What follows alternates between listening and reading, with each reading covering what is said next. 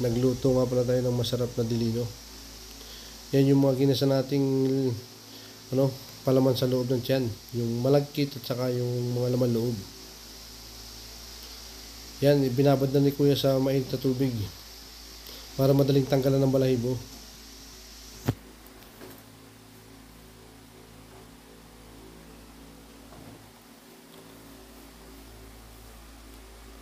Yan, inahon na ni Kuya para ilagay doon sa kanilang pantanggal ng balahibo. Yan, binusan pa para iwalay ng maigi yung mga balahibo.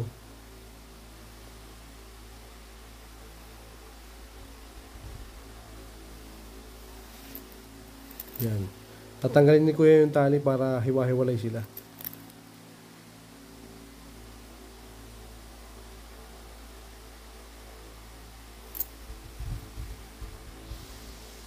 Yan, pinaikot uli.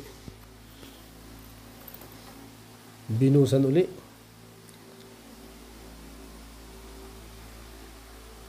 Para daw malinis yung balahibo. Yan, dinampot na. Yan yung mga nalinis, natanggalan ng balahibo. Yan, yung anak naman niya, ang taga-linis ng kanyang mga tinanggalan ng balahibo. Ito yung mga huling araw nila. Pinakain pa bago katayin.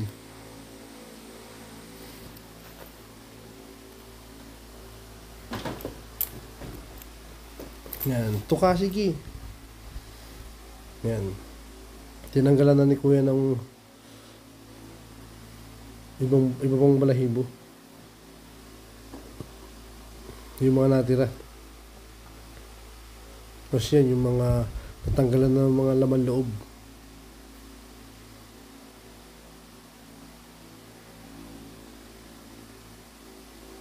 Yun, pang final na linis ni Kuya. Para linis na linis. Kaya magandang bumili dito eh.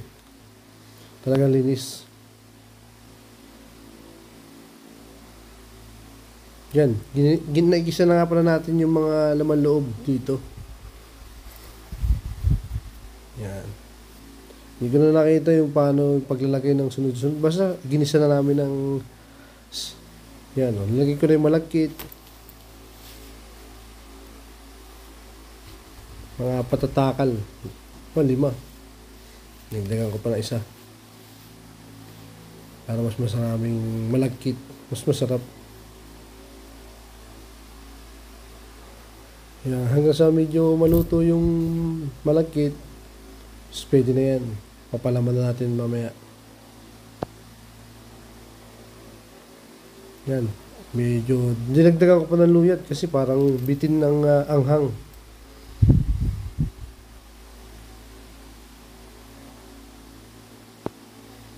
Yan.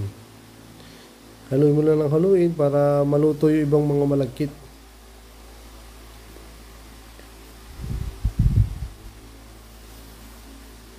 Yan. Tatahin na natin ang ating mga manok. Papalaman pa na natin pala sa loob yung palaman, yung ating ginisa.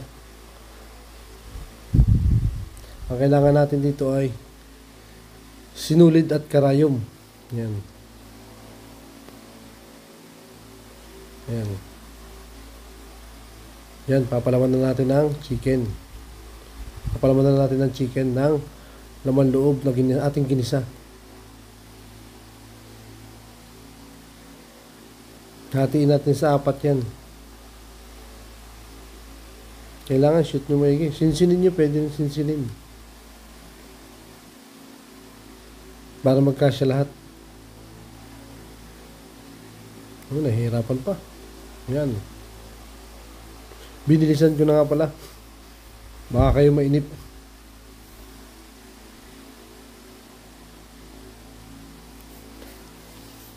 Kasi magtatahi pa ako dyan.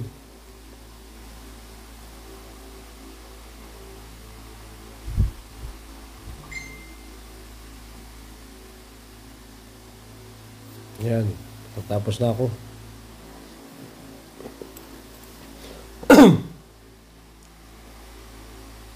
Kakunti na lang.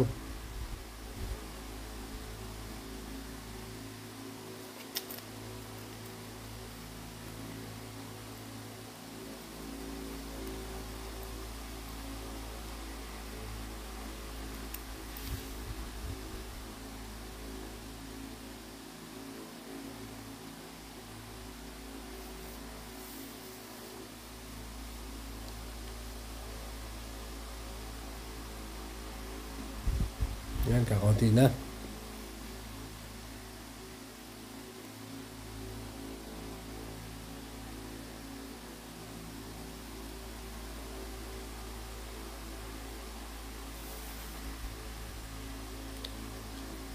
Yan, tapos na nating palamanan. Tatahiin naman natin.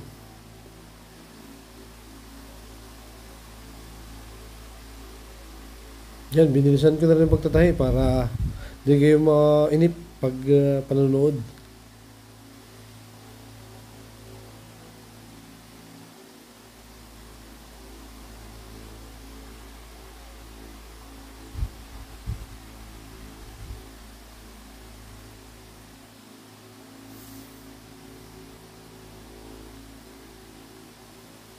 Yan, nakadalawa na ako. Patatlo na.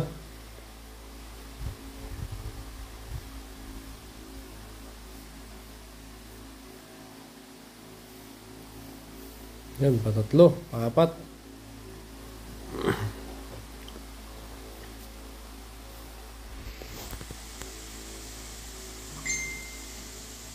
Yan, tatapos na ako. Yan, tapos na natin tahiin. Ngayon, sasalang naman natin sa ating pakukulong tubig.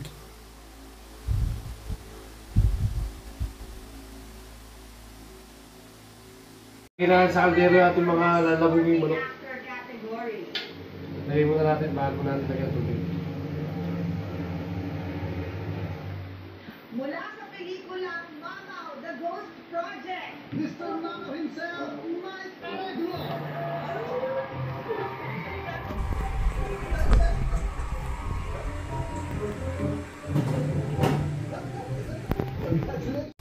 Yan, lagyan natin tubig. Pantay lang natin sa manok yung tubig niya para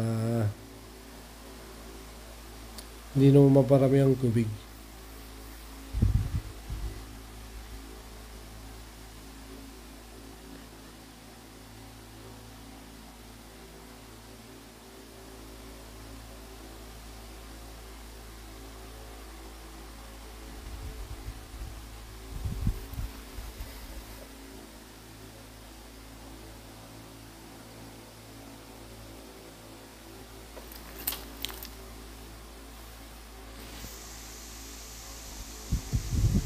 Yan, nakalagay na natin yung ating kaldero. Buhay na natin apoy. Pasantayin natin hanggang 3 oras tayo magantay para malabog. Yan, lalagyan na natin siya ng sibuyas, bawang at luya.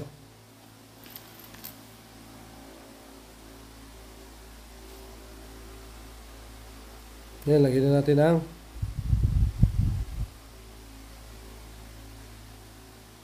paminta. Tapos lagyan na natin ang luya. Lagyan natin ang bawang. Madaming bawang. Saka bawang uli. Tapos lagyan natin ang sibuyas.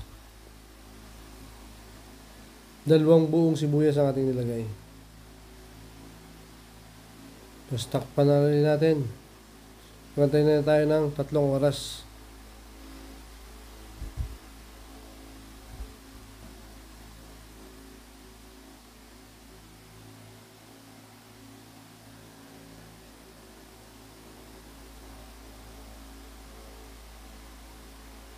Yan. Maluluto na po ang ating dilino.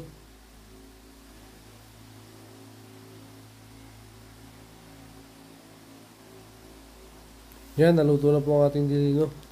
Yan po yung ating finished product ng dilino. Napakasarap na dilino.